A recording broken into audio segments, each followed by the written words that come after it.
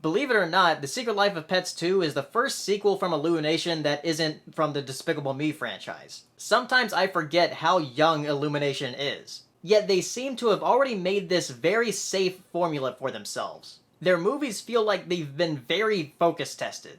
And this one is no different. Despite the issues with the main voice actor being replaced, it seems to have went off without a hitch. However, that doesn't mean the writing is really the greatest, even though it seems very focus tested. There are 3 main plots that go on throughout the movie, and it feels very unfocused, ironically, being that I just said it feels like it's focus tested. It feels almost like a crappy Nickelodeon sitcom that you would see that's like not as great as the other ones, but it's on. And those sitcoms always have like a B plot and also a C plot. It's like one of those episodes, except for it was stretched out to an hour and a half. And even though this movie is only an hour and 26 minutes, it actually felt a lot longer for me. You have the main plot with Max and Duke going to a farm where he's worrying about his kid and he has these anxiety problems. And he needs to learn to not be afraid thanks to this Harrison Ford character that they have called Rooster. And surprisingly, it actually reminded me a lot of The Good Dinosaur for some reason. I swear, there are a couple of scenes in that plot that seem eerily similar to The Good Dinosaur. Then there's a plot about Snowball being like this fake superhero and trying to rescue animals, but he's trying to rescue this one animal, like a tiger at a circus.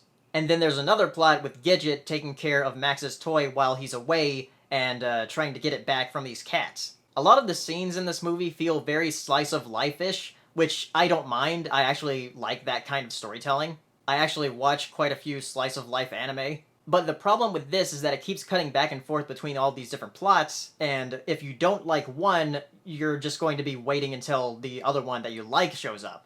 And the thing is, the main plot, with Max and Duke going to the farm, is probably the most boring one.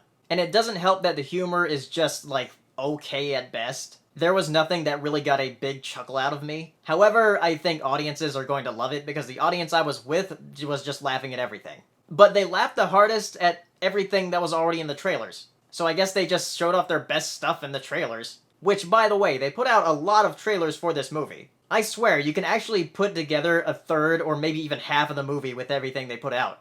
I don't think the movie is bad, like a lot of movies like this that I review, but it's just mediocre. Which isn't saying it's bad, just mediocre. It's like average, like right in the middle, like a 5 out of 10. Which I know to a lot of people that sounds like it's bad. Like, if the first movie was a 6 out of 10, this is a 5 out of 10.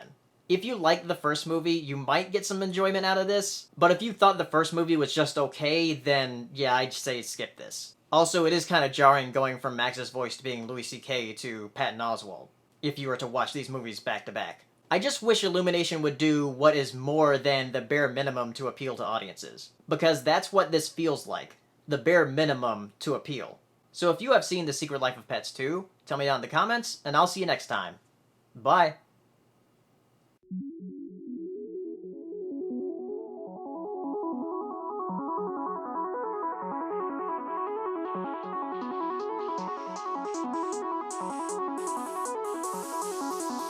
Good evening, ladies and gentlemen. Well, by now we're getting a bit used to winter. We're like soldiers in the middle of a campaign, growing hardened to discomfort and better